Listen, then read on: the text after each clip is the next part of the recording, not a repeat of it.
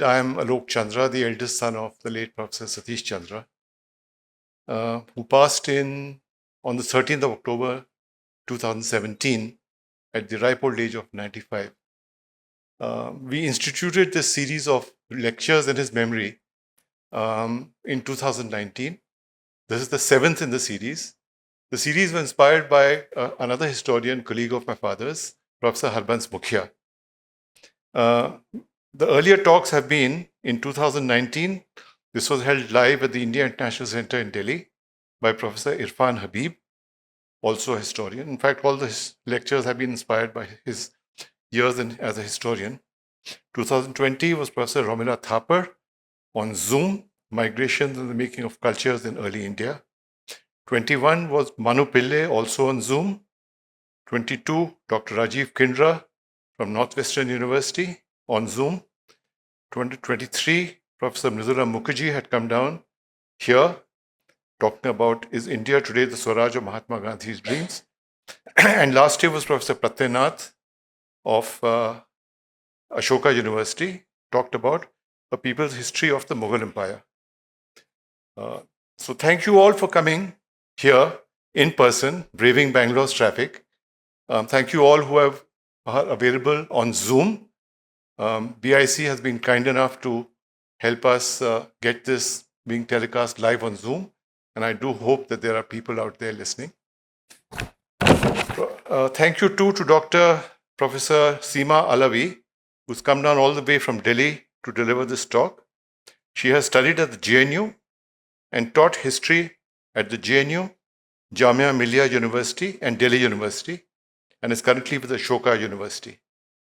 Seema Alavi specializes in early modern and modern South Asia with an interest in the transformation of the region's legacy from Indo-Persian to one heavily affected by British colonial rule. She has written books on the military, religious, and medical cultures of the region from the early modern, I think it's medieval cultures, of the region from the early modern to modern times. She has twice been a Fulbright scholar and a Smuts Visiting Fellow at Cambridge. She did a PhD from Cambridge and was a visiting scholar at the Harvard Yeching Institute in Harvard, also at the Radcliffe Institute at Harvard as a fellow. So without further ado, I invite Dr. Seema Alavi to deliver the 7th Professor Satish Chandra Memorial Lecture. Thank you.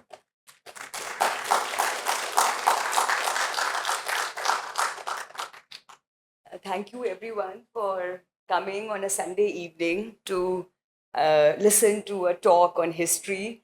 I will try my best to make it as lively for everyone as possible.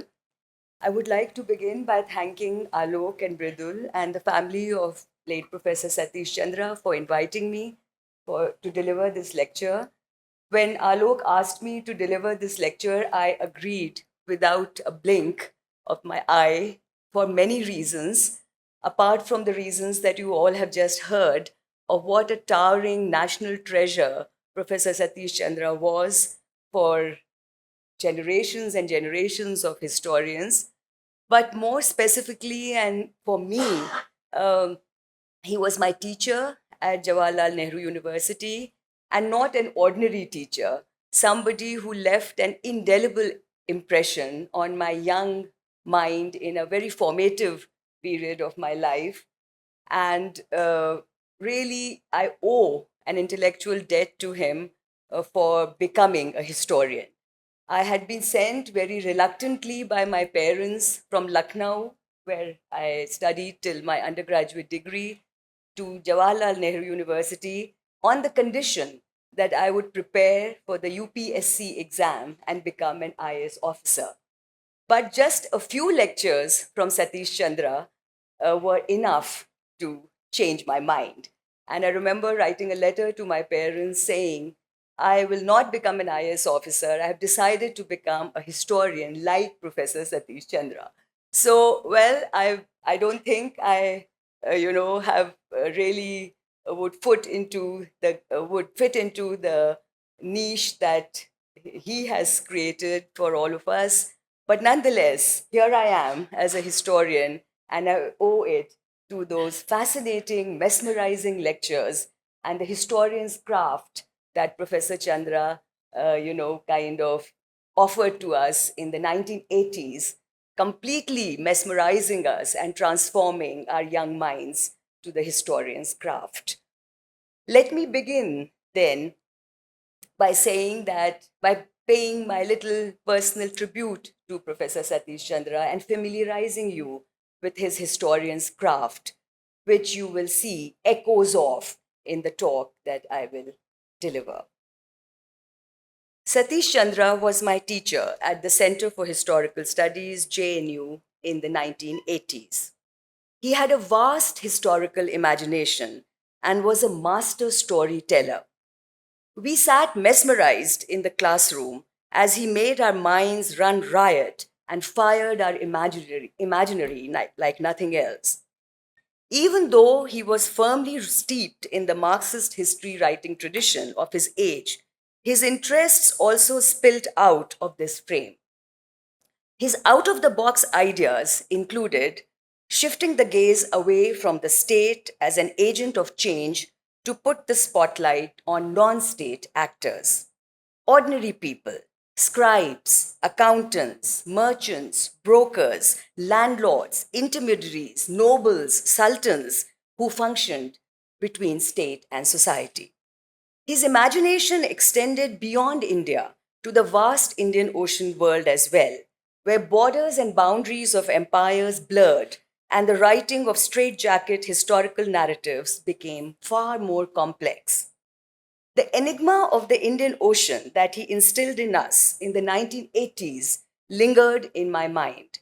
Many decades later, historians began to explore further the themes he had pioneered: the ocean's many slippages, its porosity, and its political ad hocism.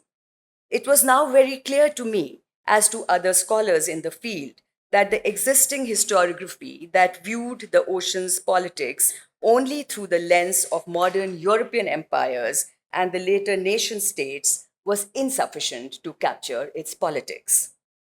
There were many Asian political aspirants at play as well in the waters, and these needed to be factored into our telling of the story of the age of empire in world history. It is therefore, I think, only befitting that in this lecture today, dedicated to Professor Satish Chandra's memory, I would like to share my recent work on the political culture of the Indian Ocean world that enabled the nurturing of the Asian Arab political ambitions that competed with the European powers in the high period of imperialism, the long 19th century. So let me begin. The Nobel laureate Abdul Razak Gurna, in his prize winning novel Paradise, which you can see on the screen, introduces us to a 12-year-old African boy, Yusuf, who is sold on the east coast of Africa by his father to his merchant friend Aziz in order to repay a debt. Yusuf travels widely with Uncle Slaver Aziz on the Swahili coast, stopping at the small towns and villages as Uncle Aziz transacts his business. At a longish halt at the town of Tayari, close to Zanzibar, Aziz explains the ethnic landscape to a bewildered Yusuf. He says, and I quote, "In the days when I first came to this town, it was run by the Arabs of the Sultan of Zanzibar. They were Omanis. If not Omanis, then servants of the Omanis. Gifted people, the Omanis, very able. They came to build little kingdoms for themselves." Unquote. Their noble prince had come all the way from Muscat to make himself master of Zanzibar, so why not them? Yusuf continues to notice and question the visible Arab presence throughout his sojourn in East Africa. The Omanis Yusuf notices in Africa were not just slavers and traders like his uncle Aziz. They were also political entities. Crossing the ocean for them was a political project as much as it was a commercial one.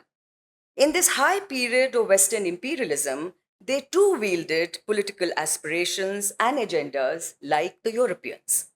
In this talk, I pick on the Sultanate of Oman as a case in point of a viable Asian political project that was shaping on the ocean in both competition and conversation with Western imperial politics. Omani Sultanate was truly an Afro Arab political project, powered, interestingly, by Indian money, one which complicates the narrative of Western political supremacy alone in the Indian Ocean in the long 19th century.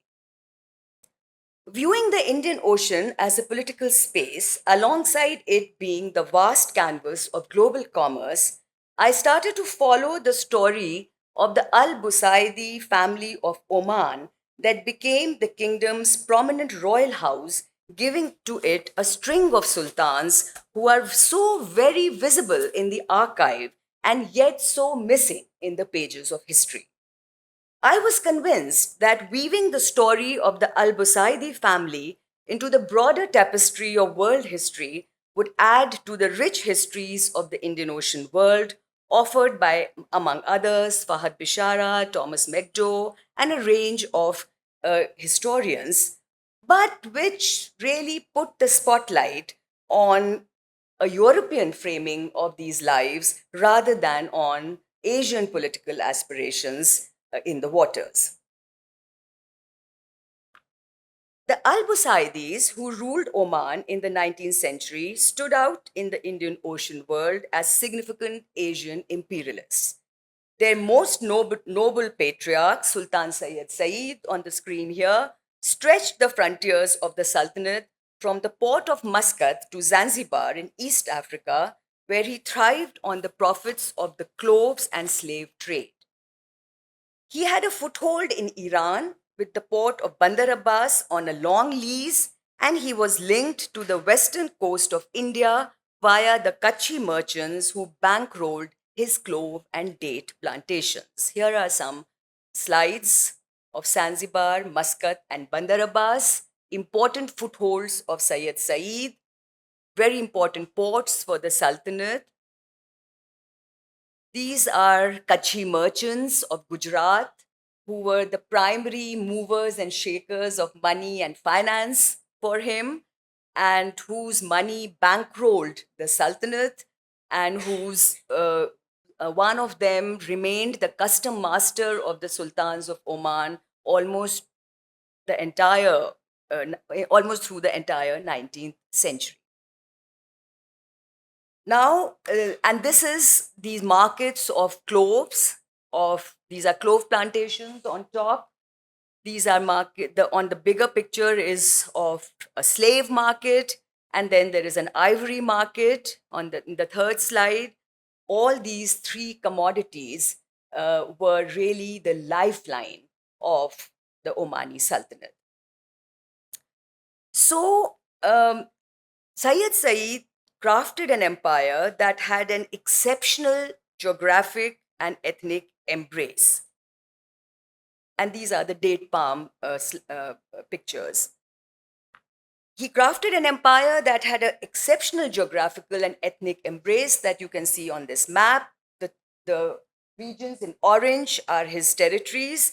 It stretched from its Arab home turf and port of Muscat across the Indian Ocean to Zanzibar in the east coast of Africa. It had a foothold in Bandar Abbas on the Persian Gulf, and Bombay was very much part of its political imaginary. This geographical and ethnic embrace, as you can see on this map, Afro Arab, Perso Arab, reflected the ingenious political practice of the sultans in carving out its sovereign presence in the Indian Ocean world. After the death of Sayyid Said in 1856, the British intervened in succession disputes and divided this sultanate in two parts. The Arab territories with Muscat as the base, and the East African territories with Zanzibar as the center. Both parts had the sons of Sultan Said as political sovereigns. The reason why this geographical spatiality is significant in the story is because it defined Oman's political fate. Its ports of Muscat and Zanzibar were hotspots for the trade in ivory, slaves, cloves, and dates, all the slides that you saw. The Western European powers, hungry for the lucrative trade, especially in slaves, dates, cloves, and ivory, made a beeline to Oman from the 18th century right up to the early 20th century.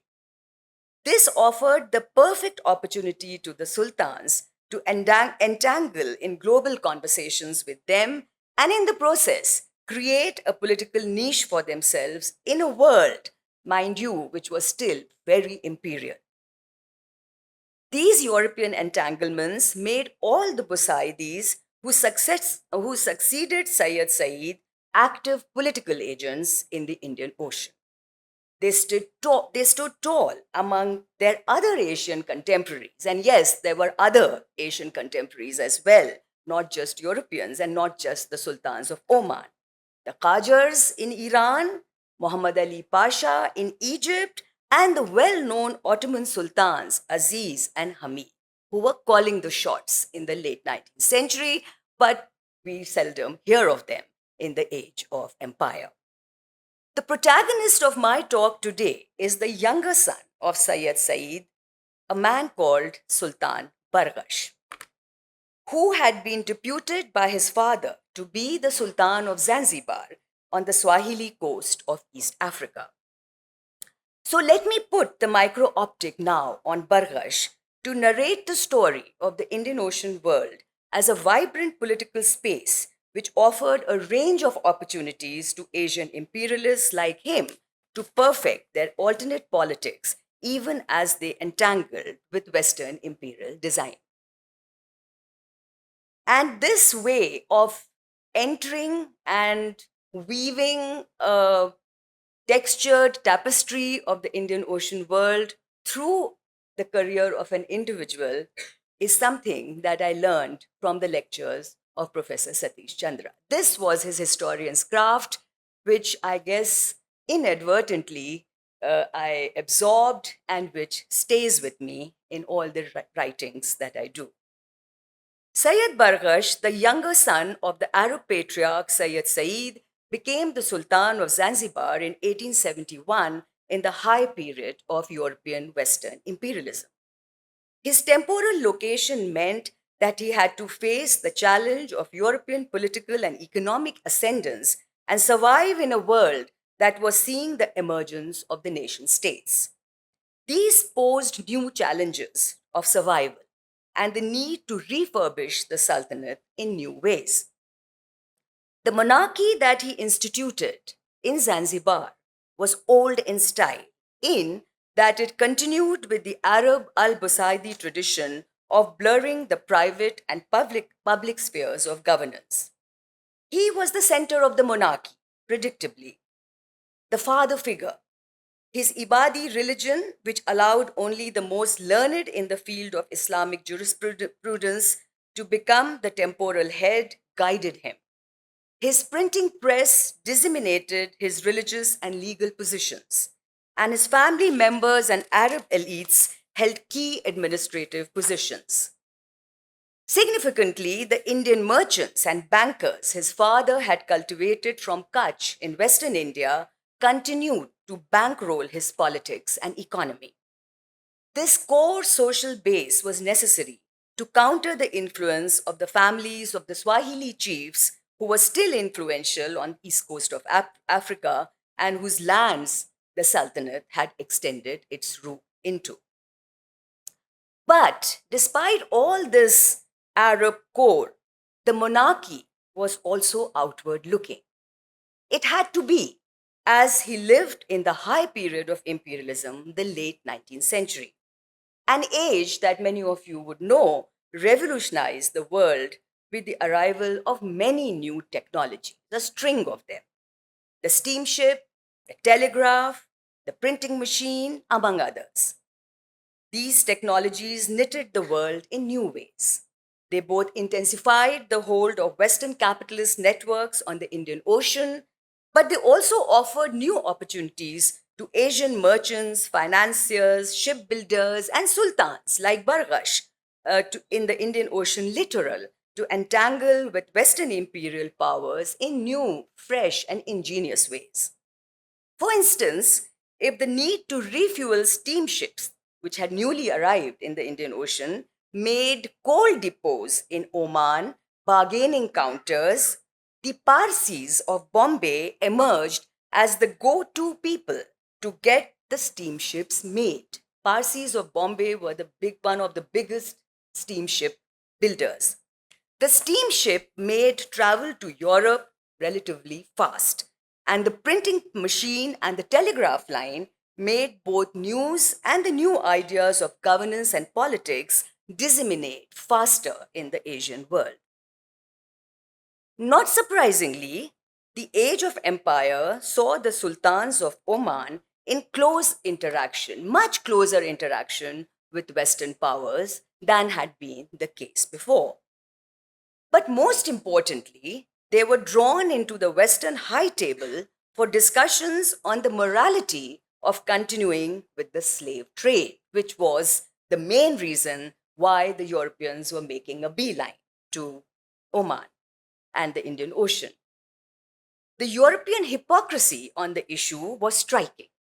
They needed slaves for their plantations that supplied Europe with sugar, cloves, and dates, and yet built a high moral ground articulating a shrill rhetoric to advocate a ban on this abhorrent slave labor. This particular moment of high imperialism saw Sultan Bargash travel widely in what was still a very Western dominated imperial world. It took him to Bombay, London, and Europe. As the Sultan of Zanzibar, the slave hub, he was at the center of it all, the center of all Western European discussions on abolition and the slave trade. The deliberations he participated in Bombay, London, Paris, focused on slave trade, the abolition rhetoric, and treaty ratifications with British officials. But they also extended to discussions on laying the telegraph line and the establishment of coal depots in his territory. These travels widened his vision. They offered him opportunities to consolidate his political economy and firm up his political sovereignty. He used his travels to tap into new technologies of shipbuilding and printing, but they also fired his drive to forge Muslim unity in the face of the lurking Western political threat on the ocean. And this took him not just to British imperial cities, but also to Ottoman cities like Mecca, Cairo, Alexandria, Palestine, and Damascus. This exposure made him draw from these multiple contexts, as you can imagine, to refurbish his monarchy. Indeed, mobility became the key to his fashioning the monarchy as a modern political form, which brought together the household, reformist Islam, and the Western concept of a monarch as a familial figure. The monarchy was energized with his global visibility. He was one of the few Asian faces in these global international forums, as he actively participated in these forums in global discussions, especially on clove and slave trade. Barghash derived concepts from Western monarchies and used them to explain his distinct political predicament. He borrowed the concept of the father figure, for instance, from Queen Victoria, who projected herself as the mother figure, as many of us know. But he was the father figure with a difference. A modern sultan looking for printing and ship technologies, participating in imperial forums on abolition of slave trade, and yet firmly healed in his Ibadi religion and the distinct Arab idea of family that significantly included all the residents of his territories, including slaves. That was key and critical. This expansive political idea of family would become key to his marking the Arab concept of slave as distinct from the Western idea of slave, slavery, and exploitation. In 1873, really locked in these global discussions in all kinds of British and European imperial cities, Sir Bartle Frere, the British High Commissioner in Southern Africa and key negotiator on slave matters, visited him in Zanzibar to talk about the abolition of slave trade. And if you look at this picture, it is one of the most significant pictures of Asian aspirations in the 19th century. Sir Bartle Frere visiting the Darbar of Barghash, Sultan Barghash, rather than the other way round. He opposed, Barghash participated in the debate with Frere and articulated his position as an Arab monarch healed very firmly in East Africa. He opposed the 1873 slave treaty that banned the export of slaves from the island. He put forward a sophisticated argument based on the exceptional character of Zanzibar's political culture and economy to justify slave labor on the island, even as he pledged his support for the ban on slave exports. He underlined the distinctiveness of Zanzibar's slavery in the social dependence of and the integration of slaves in society, and his being a familiar father figure to all his people, including slaves. This uniqueness, he argued, made slave labor in Zanzibar distinct and different from the kind of slave labor Bartle Frere was talking about. Barghash, the sole Arab voice in the discussions on abolition, drew a sharp contrast between the Western and Zanzibar political economy and justified the distinctness of slaves on his plantations. He argued that unlike the European entrepreneurs, no individual on his island was wealthy enough to set up sugar presses, earn money, and pay wages to labor. He said that he was opposed to the 1873 British sponsored slave ban treaty because the withdrawal of slave labor would trigger an insurrection in the ranks of agriculturists whose lands would perish if slaves were withdrawn. He bolstered his case using the 1873 devastating hurricane that destroyed clove plantations in Zanzibar and the island of Pemba. The year 1873 marked this very interesting conjunctional moment when the British abolition campaign was at its peak and the island's clove plantations run on slave labor totally devastated by the hurricane. This exceptional coincidence made Barghash assert his sovereign status to defend slaves that was critical, he argued, to resurrect his economy, but continued to underline that the definition and meaning of slave was distinct in Asia and different from that in Europe. Additionally, the debates on slave labor and treaty ratifications took him to London, where his discussions with the British officers lent him the much needed global visibility, even as he healed himself locally in Zanzibar in his own Ibadi religion and its practices. In 1875, he was in London accompanied by the British Consul John Kirk in connection with the discussion and possible ratification of the slave treaty. He had further discussions with Sir Bartle Frere and was the chief guest at the garden party hosted by Lady Frere. This is a lovely picture of him attending a garden party in London. In the British capital, he also received the Freedom of the City Award at the Guildhall, attended a state banquet at Mansion House, and addressed the Royal Geographical Society, where he addressed ethical concerns about the extraction of ivory from elephant tusks. Predictably, he exposed the rhetorical nature of European concerns on the extraction process by underlining that this was linked to its demand in the European markets. He visited many such markets and kind of, in his own way, exposed the rhetoric of the European rhetoric against both the slaves and ivory trade. He visited metal factories in Manchester, Birmingham, and Liverpool in this visit. And in a conversation, these are pictures of his visits to Liverpool, visits to Birmingham, various factories. And in a conversation with the Canterbury Padris concerned about ivory and slave trade from Zanzibar, he did not fail to remind them that their rulers too had conquered the world using both slaves and ivory and its profits. In 1873, the Slave Abolition Treaty was passed, despite all the reservations and distinctiveness of the Zanzibar case that Bargash was highlighting or underlining. But his participation in these discussions projected him instantly as a sovereign in his own right on a world stage. He was, as I said, one of the few Asians' voices and figures in the world stage in this late 19th century. He became visible as an important figure in this wide political canvas crowded by imperial powers, Western imperial powers. He worked around the treaty provisions in his self interest, emboldened with the boost to his status.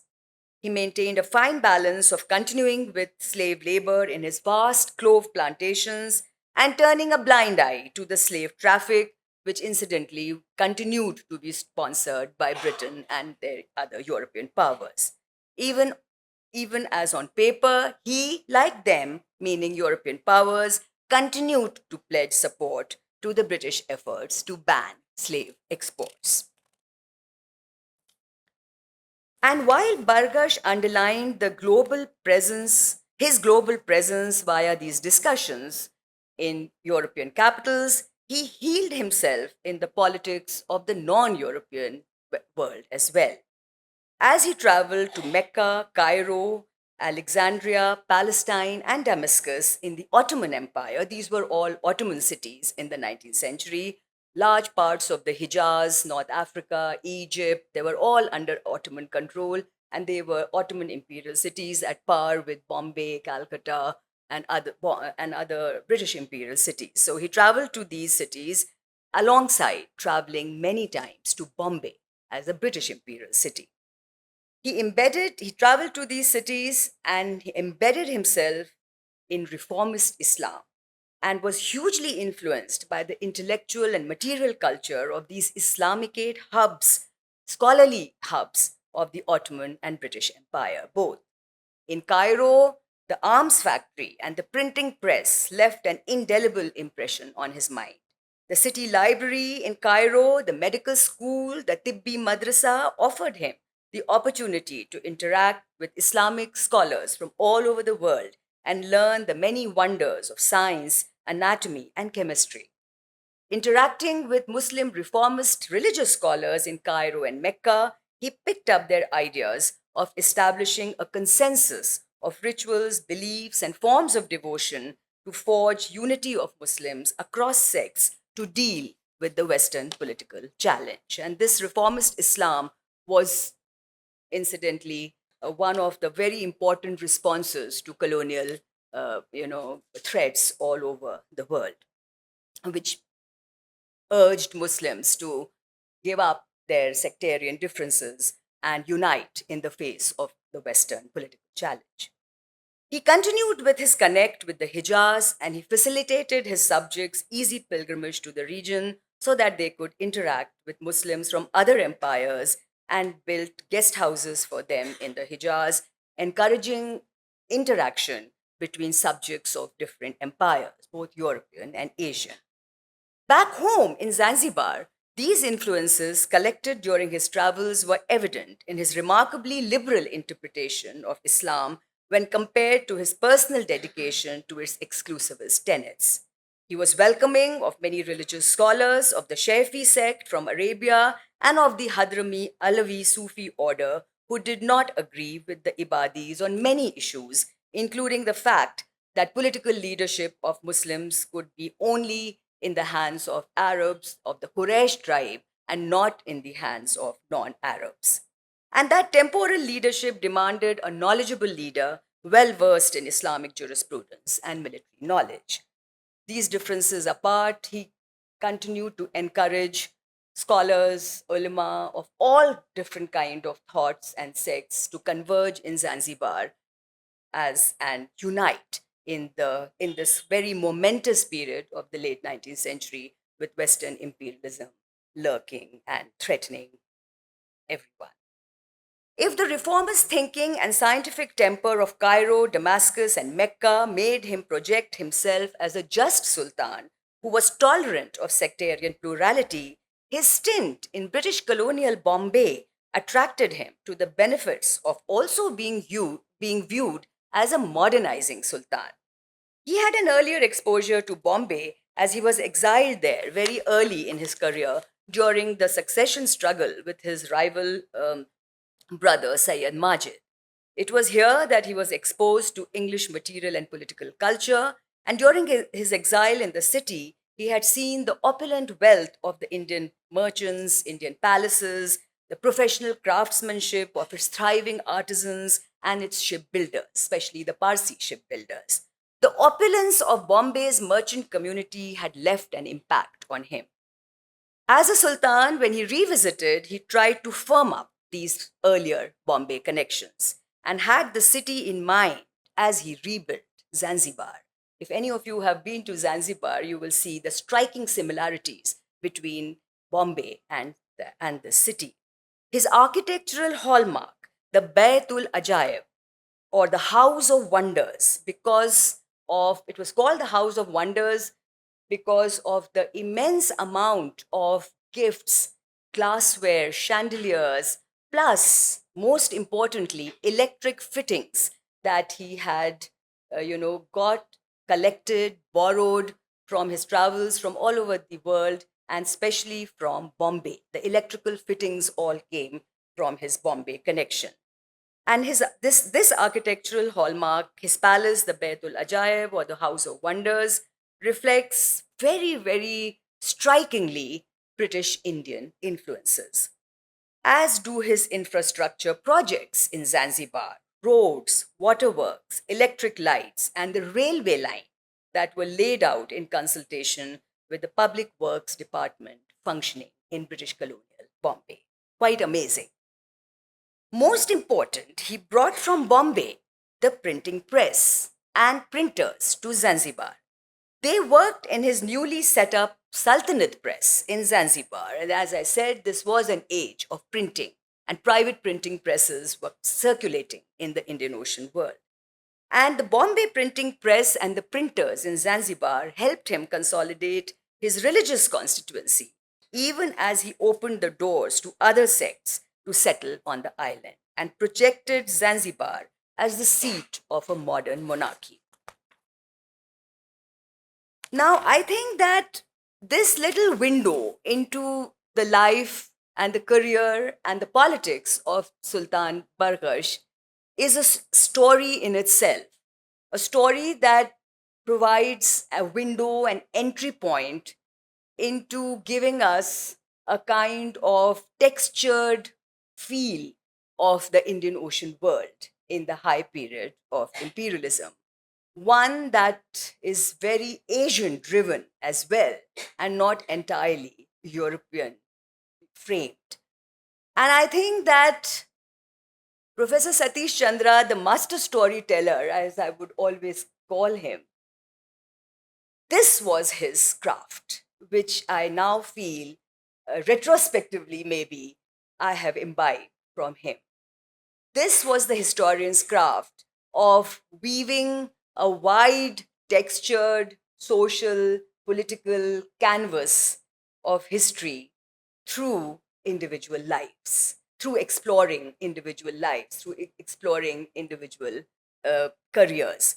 And I think that you can, at least I, as I speak on Barghash and present an alternate, more complex, more textured, more nuanced picture of the Indian Ocean world in the 19th century, I can see echoes of Professor Satish Chandra's historian's craft in what I am trying to do. So let me conclude. Barghash's imperial aspirations offer us a new kind of oceanic narrative, in which Arab sultans, as you must have guessed, emerge integral to the functioning of the ocean in the age of empire.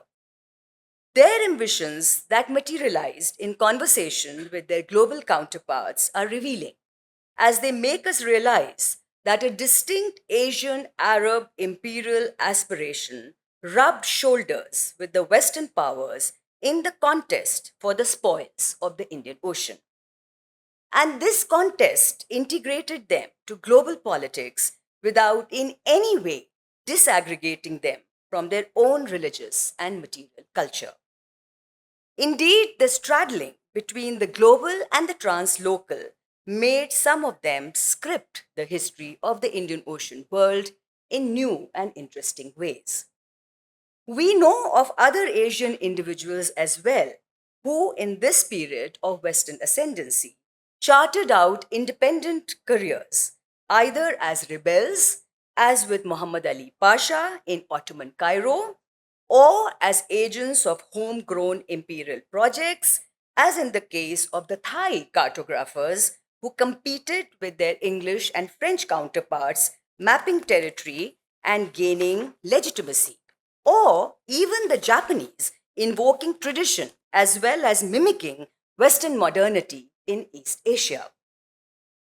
I feel Omani careering, as viewed from the life of Sultan Barghash, makes a useful imprint in this collection of cases outside Anglophone imperialism. However, I also feel it stands out in this constellation for evolving firmly heeled in imperial politics, and yet, as we saw, distinct in its political practice. There is certainly little effort of constructing an imagined geobody with a public sphere separated from the private, as was the case in European projects. Indeed, the blurring of the two is most evident in the creation of the modern monarch that Barghash was trying to build. This was possible for the Omani sultans like Barghash because of their unique geographical location that brought slave hungry imperial powers to their doorstep and made them sought after rulers integral to global strategies in the ocean. Even in the high period of imperialism, when the ocean became a British lake and the Omani succession wars enabled Britain to make Zanzibar their protectorate in 1890, the sultans retained their centrality in the functioning of the kingdom, working very closely and in tandem with the British consulate in Zanzibar.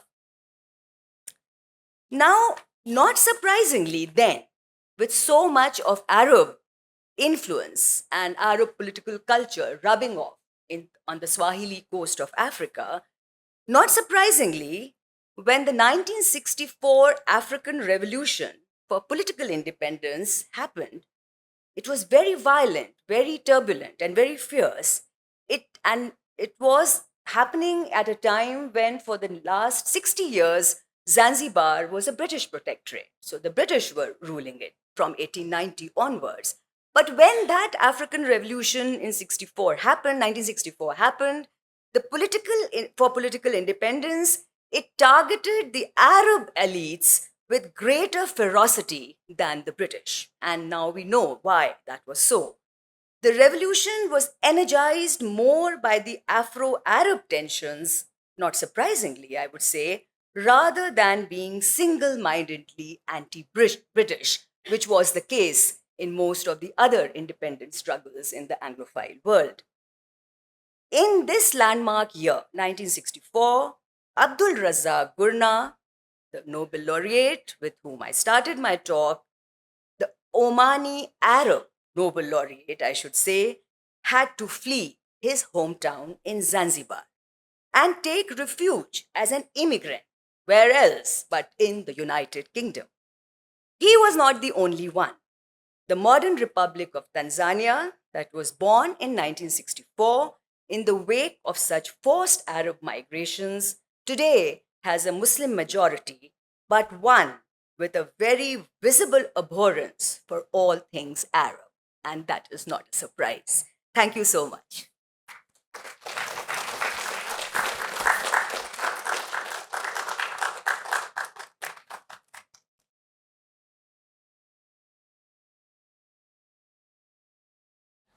Thank you so much. I'm actually from Bombay, but I'm completely uneducated in history. So I have actually a small first part question and slightly longer, maybe second part.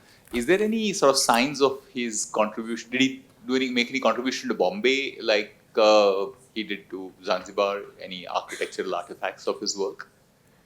Well, that's a very good question. That's a very good question. But well, I think one of the most important contribution of all the sultans of Oman to Zanzibar was in the markets of Zanzibar. The merchants, the commercial wheels of commerce, as it were really churned because of the kind of commercial treaties and the kind of cloves and ivory markets and slave markets too, in which Indian merchants were heavily invested. That you can, reflections of which you can still see in Bombay. But in terms of similarities of architecture and other things, I have a sense that Bombay was more a model for Zanzibar. developing Dar es Salaam later and Zanzibar than the other way round. Although, having said that, I must say that more than Bombay, Gujarat, the Kutchi coast, has much more impressions of this long-standing contact. In fact, the merchant houses of Zanzibar look so much like the merchant houses of Kutch. They are so similar. A lot of Kutchi language has entered Swahili, and a lot of Swahili words figure in the lingua franca in the Kutchi society. So more than Bombay, I would say it's Gujarat and Kutch, which had a more direct connection in terms of trade and commerce and merchants, that you can see these similarities. The second part very briefly was you talked about the difference between how the Arabs perceived slavery and how the Europeans perceived slavery. If you could elaborate a little bit on that, and especially the second part where you said that Bargash's argument that his agriculturists would completely fail without slavery. Often there is a narrative that the owners or the Maharajas, so to speak, took so much of the profit, or the traders took so much of the profit, that that was a bigger loss for the agriculturalists. So was that argument really true that slavery's collapse would? Well, I mean, let me first make a confession that all slavery is bad, whether it is the Asian type or the European type. And this, I don't want to convey the impression that I was with Bargash in justifying what he was saying. Definitely not. But the point I think here is that there are different definitions of who is a slave, and there is no slavery is not just about political economy. It has other social and cultural frills as well. And again, I repeat that this is not to justify any of it. But I think Bargash's stance on the question of defining what slavery meant to Zanzibar and what slavery meant to him and his people and his society are significant for busting this kind of universalist kind of notion and definition of slavery as political economy. And so I think in that sense, for an Arab monarch to stand up in an international fora and give his definition of slavery and make it distinct from the European concept of slave was creditable in the 19th century. So that's the, for me, that is the significance. Also, there is in his explanations a very Islamic kind of idea also, which is that everyone is family, including slaves. So, this is a very Islamic concept that if you emancipate slaves, a slave emancipation, then you get many brownie points once you die in God's record book or ledger. So this whole idea that this acceptance of slavery, marking the definition and concept as distinct from an understanding of European slavery, and borrowing from, partially at least, from an Islamic tradition of what slave and his emancipation means, was what he was underlining, making it different from how the Europeans saw it. So really enjoyed that, and I'm afraid I haven't read the book yet. Um, so I wanted to ask you about the stakes of calling Barghash an Asian ruler. You kind of move between calling him Arab, calling him Asian, calling him Muslim, and obviously those are all part of his identity. But I wanted to suggest to you, or I wanted to ask you, how would the story look different if you were to call him an African monarch rather than an Asian one? And the reason I ask that is sort of building on Thomas Metcalfe's suggestion, many years ago of thinking of, we always think of British imperialism over India. What if we were to invert the gaze and think of British imperialism as being actually a way in which India fed the British, right? So since Bargash's empire was built on the backs of Africans, I would like you to articulate what are the stakes of calling him Asian rather than African, and also Asian rather than Arab or Muslim. Thank you. Yeah, that's a really good question. Well, African certainly not, because the only African connect that he had in terms of, carving his sovereignty, as it were, was taking over the lands of the Swahilis, and kind of, reducing Swahili chiefs, marginalizing Swahili chiefs in their own, territory. And therefore, this along with many other rituals and customs which I didn't have the time to talk about, of his coronation, etc., that he followed, were they were meant to disconnect him from the Swahili coast and its political traditions, rather than integrate him there, which was different from what he was doing with even Persia, Bandar Abbas, where he had a foothold, or which he was doing with his Kutchi custom masters and Gujaratis, on whom he leaned quite a lot. And of course, so therefore, he was, as far as the East African coast was concerned, he was very distinctively, an Arab. So the disaggregation from that political tradition was deliberate, and meant to carve out his distinct Arab identity. And that is why even today, if you go there, there is a kind of, they are seen as a colonial power, and there is a distinct, distaste for things Arab. So yes, that I would say was not even part of my thinking when I was calling him all through all these, describing him in all these identities. Um, but I think that Arab and Muslim, yes, that was the identity that he was trying to hone and carve out. Asian, I use more as a way of underlining non-European aspirations, political aspirations and ambitions in the Indian Ocean world. Because I personally feel that even though so many of our colleagues have written extremely important and textured books on merchants, jurists, lawyer, law and all of that, in non-European merchants, jurists, etc., in the Indian Ocean. But there are very few books which engage with non-European political entities and politics in the Indian Ocean. And therefore, I was trying to use these Arab sultans as a way of marking the Asian political projects in the ocean. Of course, these political projects were healed and were being informed by the jurists and the merchant networks, non-European jurists and mercantile networks.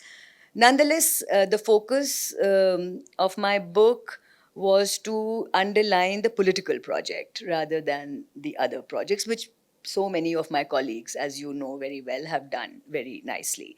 So, yes, the Asian part was by way of, using an Arab sultan's political ad hocism or aspirations or whatever you projects to underline an Asian political presence in the ocean in the age of empire, almost as prolific and as dominant as that of Britain and France and Germany, etc. So that's why the interchange.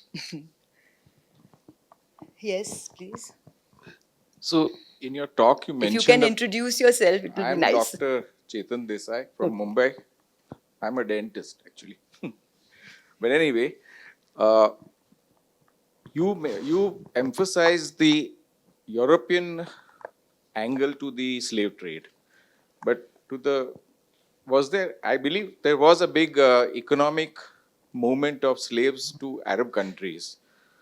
So maybe the slavery practiced by them was different from what was practiced by the Europeans, but nonetheless, it was an economic need, and the supply only came from the east coast of Africa, and there were very cruel ways of bringing the slaves to the market of Zanzibar and then taking them up north. So, what do you have to say about this? Yes, I know what you're saying. So, oh, sorry. Yes, I know exactly what you are saying. And so the thing is that, yes, plantations in East Africa, which were primarily clove plantations and date plantations in Oman, in the interiors of Oman, were some of the greatest, destinations for the East African or in Western Indian Ocean slave trade. But alongside that, the Europeans were also making a beeline for the slaves because they also had plantations in Zanzibar, in Oman, in the French islands, in the Indian Ocean. And so slaves were needed equally by both.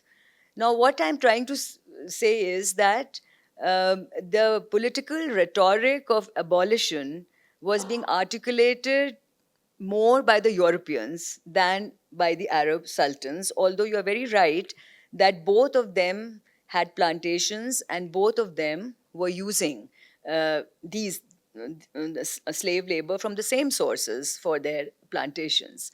But the abolition rhetoric's kind of hypocrisy, in a way, was being underlined by the articulations of the sultans of Oman, who were not interested, just like the Europeans, despite the abolition rhetoric, were not interested in actually banning the trade.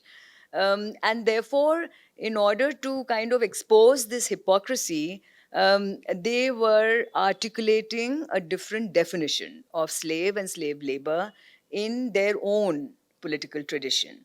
I mean, they were kind of lucky that when the abolition rhetoric in the 1870s was at its peak, one of the most devastating hurricane struck these plantations.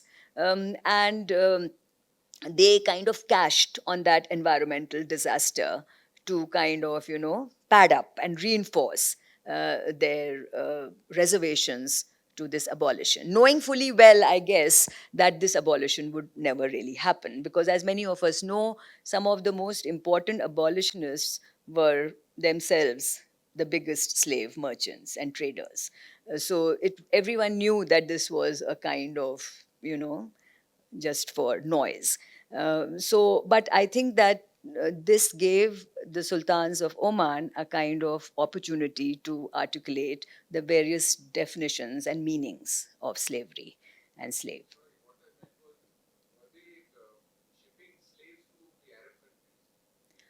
Arab countries, I don't think so, because they needed them for their own plantations. And I think the Arabs themselves owned vast plantations in both Oman and in East Africa, and slaves were needed there. Um, a lot of Kachi merchants were also, involved in this trade because they also had plantations in both Oman and in East Africa. So maybe some trade was going to the Arab world, but Arab world, did not have the kind of vast plantations that the east coast of Africa and, so the household slavery is different from this slavery that I'm talking about. This is about plantation slavery. And household slavery, yes, a lot of women were being moved for household slavery, and that was a lot of them were coming to India as well, to the Arab world, to Calcutta. But that's a different trade route and with different handlers. This slavery is different. Yes. So it's a connected question.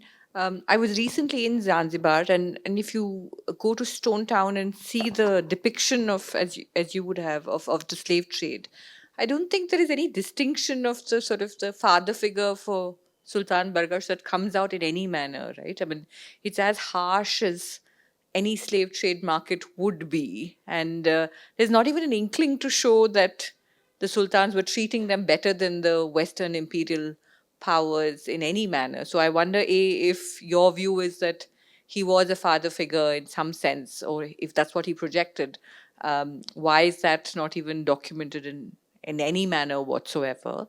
And then the slave trade continued for a good 30 years at least after he signed the treaty. So Zanzibar remains one of the large sort of outposts that continue to trade well after the Western world sort of actually practiced abolition. And so, the gentleman's question, I think those slave trade memorials actually document a lot of trade of slaves from Zanzibar into Asia, including India and the Arab world. So there was definitely a continuing trade much after the treaty was signed by Bargash. Thank you. I mean, I think you're very right that it was, as I said, the abolition rhetoric and the treaty was a farce because those who were advocating it themselves were involved in trade. So, yes, I would completely agree that the trade continued much after the treaty. But what you see in Zanzibar, in Stone Town, in terms of the memorials of slave markets and slave trade, were done after 1964, after the end or in the time of the British Protectorate, but I think after independence. And therefore, the Arab rule is projected in a certain way, definitely not as benevolent and as father figure and all the kind of things that I was talking about, because that is those projections are of Bargash himself. But post independence, there's an abhorrence for everything Arab. And the murals that you see, and I've also seen those slave market depictions, and that whole thing is definitely done to convey just the opposite of what Bargash wanted to convey. So that is why, after 1890, and especially after 1964, the entire depiction of slavery, slave trade, slave handlers is linked to an Arab colonial rule, of which Sultan Bargash and Majid, whose palaces are there on the coastline of, are seen as kind of the villains of the story. So your observations are entirely correct, but that is precisely why they are being projected like this, because of all the ways in which they were continuing and justifying, the trade. In fact, when I was there, I was told that the Baitul Ajaib, which is the palace of Sultan Bargash, which is falling apart, is deliberately not being, kind of resurrected and restored, and money is not going into it because of, this whole idea that these were Arab colonizers into slave trade and into kind of, subordinating Swahili economy into a slave economy. And so much is the abhorrence to Arab rule that I was talking about, that depictions of it and palaces that are identified with these sultans are not really happy monuments and happy legacies to live with. So your observation is entirely correct. Yes, those murals and those depictions are conveying just the opposite of what Bargash was, projecting himself as. Hi. Hi. Yeah, sorry. Again, a follow-up question on slavery. I'm sure you're tired of this No, question. I'm not tired. Please. You said that multiple times he used to justify that the Omani or African definition of slavery or his own definition of slavery is different from what Western countries have. Was this just rhetorical, or was there actually some legal differences between the definition? Did they have more rights or things like that?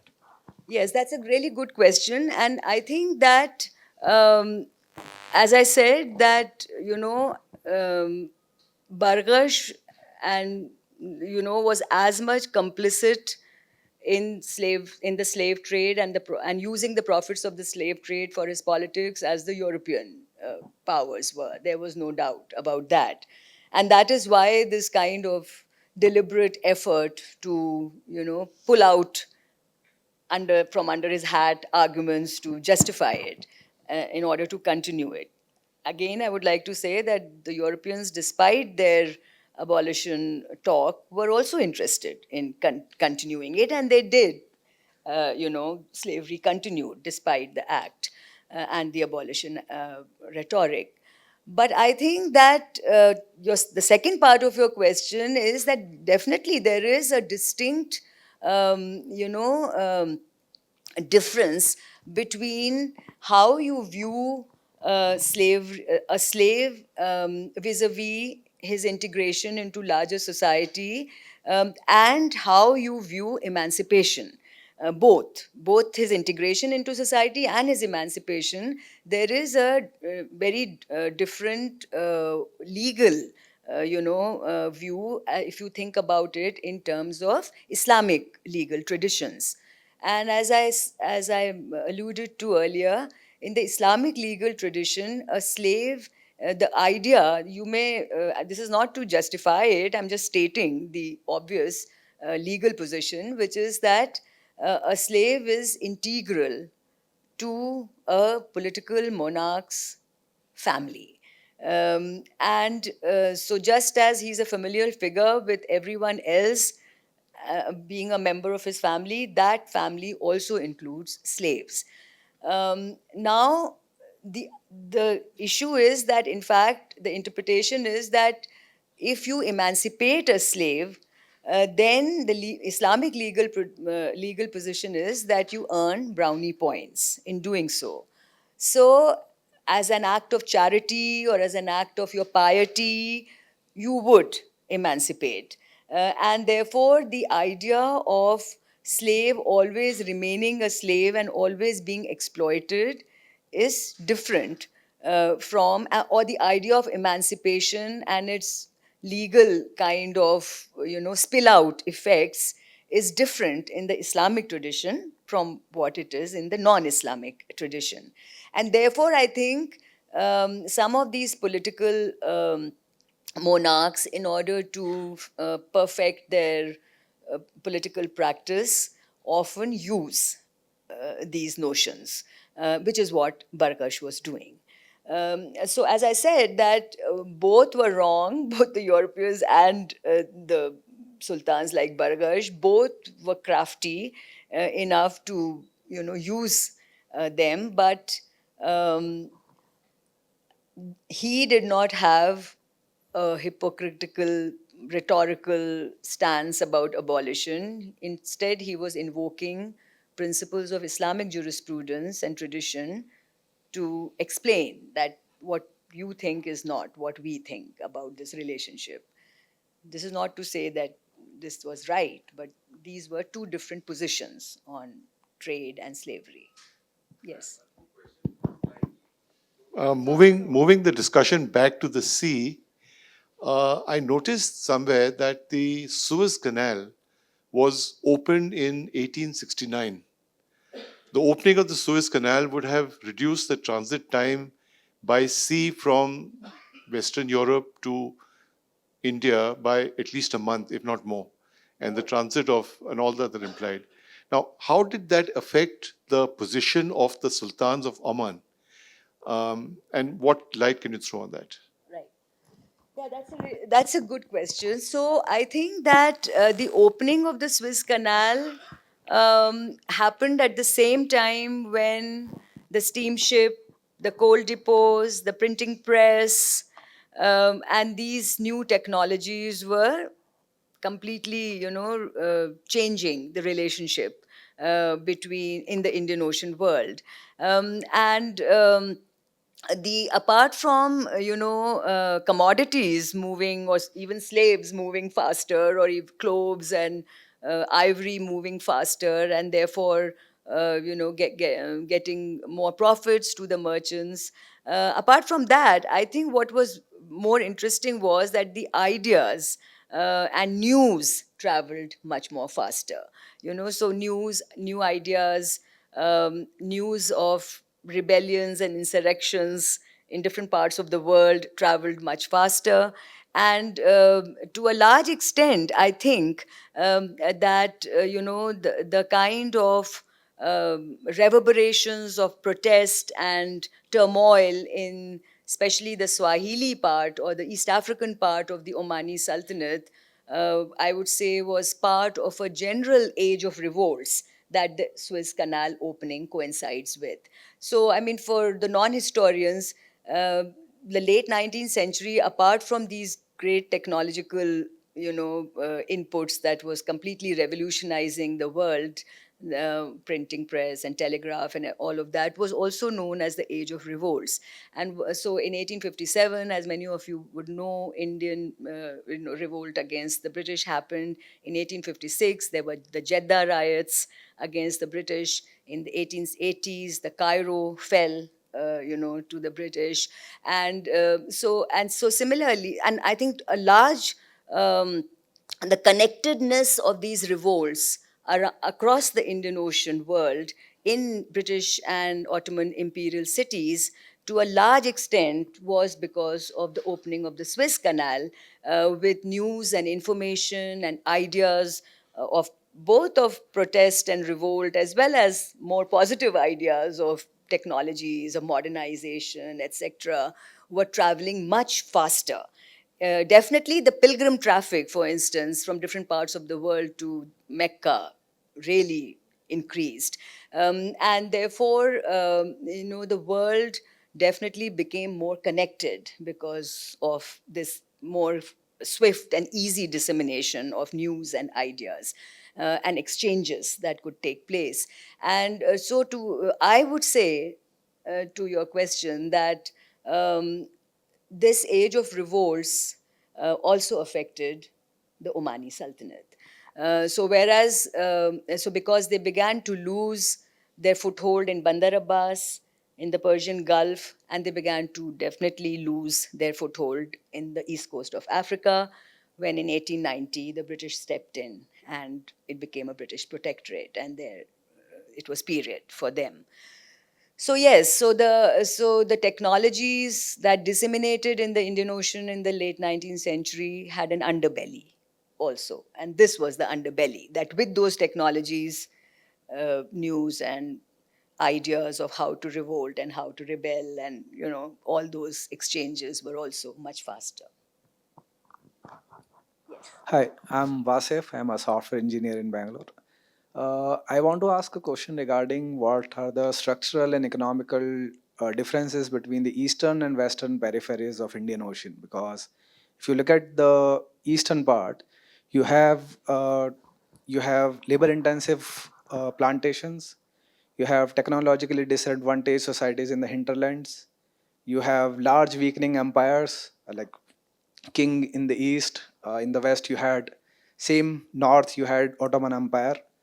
So, what were the structural or economical differences which led to this sort of difference in attitude regarding slavery? Because, as far as I know, slavery never originated in the same form in the east, okay, but it did in the west. I mean, I think your question is interesting in that it further underlines the different ways of understanding who a slave is and what is his connect to a particular political economy, and to kind of dent this very Western idea, a very Western universalizing idea of what is slave labor, who is a slave, and how is he connected to society. Now, I think this is it's a very controversial and a very, not so much controversial, but a very, hot topic of discussion amongst historians of slavery, about about what makes different forms of slavery different from each other. This is what you are asking, basically. And I have no one answer. There is no one answer to this. But I think a more general answer as a historian for me, when I would study the Western Indian Ocean, or when I would study the Eastern Indian Ocean, or if I would study the Atlantic slavery, which was something else entirely, would be to look at the political geographies about which one is talking, for instance, and about the handlers. And, so I think that whereas in the Western Indian Ocean, with which I am more familiar, the handlers that are at par with each other are Europeans, Kachis, Arabs, so they're at par with each other. So their political rhetoric can be dented by each other, not for any high moral stance, but surely and only, in my opinion, for profits of trade. It's a business one-upmanship, which is deciding, how you define a slave. So, as I said, that for Bargash, it was his political and his financial and commercial competition with the Europeans that made him define slavery in the way in which he did define it. So the answer to your question is that there is no one answer. It depends on the political geographies in which you are healed, and the handlers who are handling it, and what is the social and economic, parity or non-parity between those handlers. And I think that would offer a kind of window into the explanations or the justifications that you would give for, definitions of the trade and the practice itself. Now, a little different question. Preceding the steamship technology coming in shipping, when the era of sailing ships were there, what were the dynamics of this region? Because if you go to Kutch, and you specifically to the port of Mandvi, even today you see shipbuilding there of the sailing type. Of course, they've got outboard motors and all that. Secondly, if you look at the Kutchi, lot of the culturally, in handicrafts and all that, lot of European influences came there before they came to the rest of the country. And that is because of the interaction with the Kutchi ports, with the that region which you are talking about. Yeah, that's a very good question. So, before the steamship, the traditional boat, the dhow, DHOW, was the mode of transport for slaves, for cloves, for ivory, for textiles, for everything. And I'm glad you mentioned Mandavi, because Mandavi in the Kutch region was one of the biggest dhow making ports.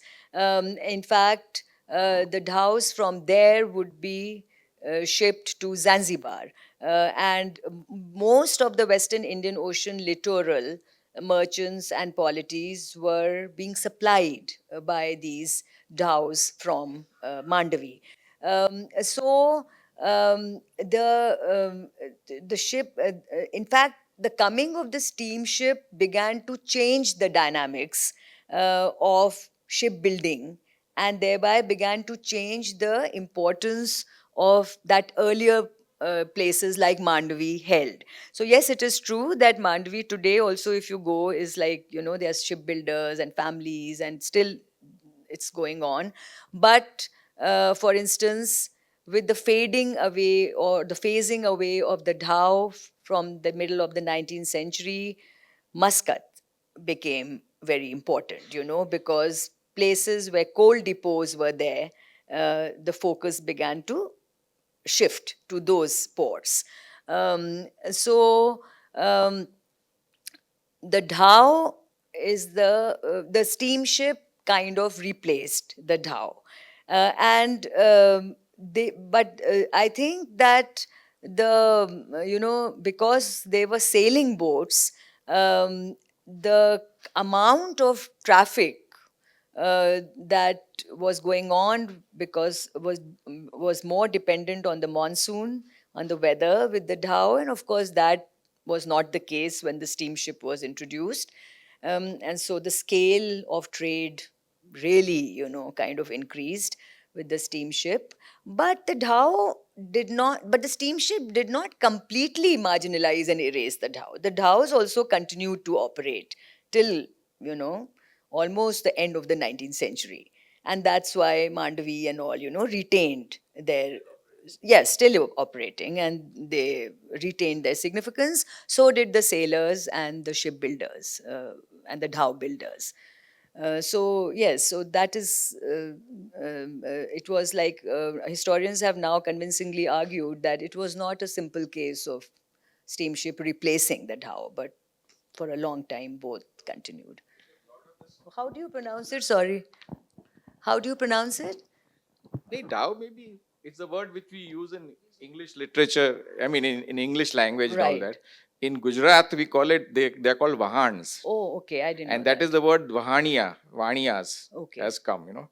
So you may call it Dao. And the picture which I got is Dao was a very Arab thing. It's not that. No. It is the shipbuilding lot was done in Gujarat. Yes, of course. And in fact, even Lauji Wadia learned his trade from Surat, from he started as a Yes. sailing shipbuilder. Definitely. And Mandavi was the epicenter of it all. That there's no disagreement there. But I didn't know about the Vahan that you are talking about. But I also think that speaking about smuggling, even in the 19th century, a lot of arms smuggling in the age of steamship was also done via these, these non-steam dhows, because they would bring arms. The Europeans would bring arms in big steamships, and then they would be transferred in these smaller boats, and they would then be disseminated. So even in the 19th century, the arms trade very much kept these boats going, despite the overbearing presence of steamships.